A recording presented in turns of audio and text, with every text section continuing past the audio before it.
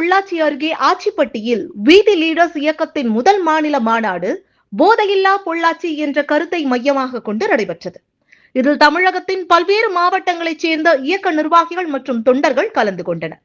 வீதி லீடர்ஸ் இயக்கத்தை தொடங்கிய அண்ணாமலையின் தலைமையில் போதையற்ற சமூகத்தை உருவாக்கும் நோக்கில் முதல் மாநில மாநாடு பொள்ளாச்சி ஆச்சிப்பட்டியில் நடைபெற்றது.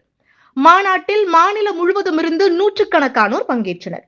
தொண்டாமுத்தூர் ஒன்றியத்திலிருந்து பெரியதனம் கதிர்வேல், புவியரசு, குழந்தைவேல், டிவிஎஸ் கிஷோர் கவியரசு ஆகியோரின் ஏற்பாட்டில் ஜமாப் இசை முழங்க உற்சாக ஊர்வலமாக மாநாட்டிற்கு புறப்பட்டனர்.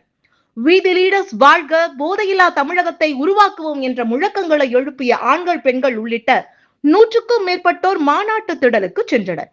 மாநாட்டில் பேசிய இயக்கத்தினர், மக்கள் தலைவர் அண்ணாமலையின் இயக்கத்தில் எந்தவித எதிர்பார்ப்புமின்றி இணைந்துள்ளதாகவும் அவரது எதிர்கால அரசியல் பயணத்திற்கு முழு ஆதரவாக இருப்போம் என்றும் தமிழகத்தில் மாற்றத்தை உருவாக்க உறுதியுடன் செயல்படுவோம் என்றும் தெரிவித்தனர்.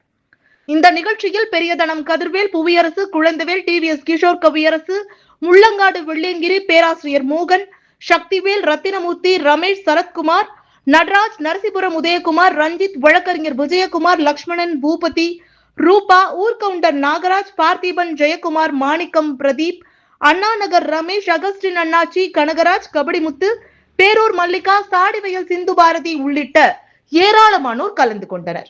போதைக்கு எதிரான விழிப்புணர்வை முன்னிறுத்தி நடைபெற்ற வீதி லீடர்ஸ் மாநில மாநாடு தொண்டர்களின் உற்சாக பங்கேற்புடன். அனைவருக்கும் வணக்கம்.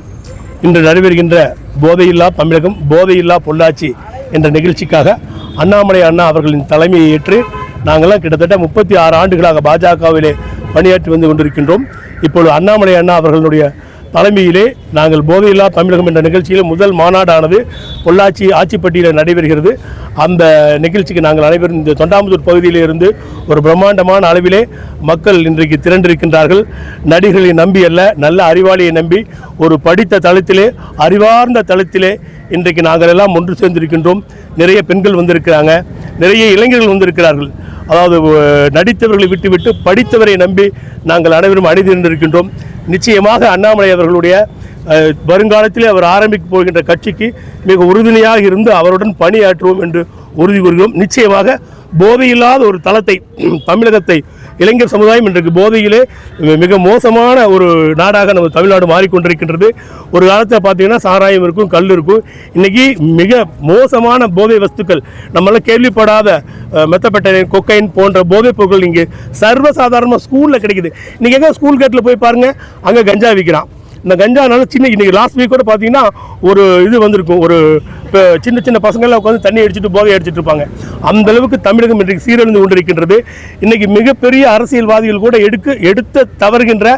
எடுக்க முடியாத ஒரு விஷயத்தை திரு அண்ணாமலை அண்ணா அவர்கள் எடுத்திருக்கின்றார். ஆகவே அனைத்து தமிழக மக்களை கேட்டுக்கொள்வது என்னவென்றால், தமிழக மக்கள் அனைவருமே உறுதியாக இந்த அவரின் பின்னால் நின்று இந்த தமிழகத்தை ஒரு மிகச்சிறந்த மாநிலமாக ஆக்குவதற்கு அண்ணாமலை அவர்களை ஆதரிக்க வேண்டும் என்று உங்கள் அனைவரையும் கேட்டுக்கொள்கிறேன். நன்றி, வணக்கம். வணக்கங்க. நான் எந்த கட்சி சாராமல் இப்போ ஒரு பொதுவானுச்சனாக நான் இப்போ பேசுகிறேன்.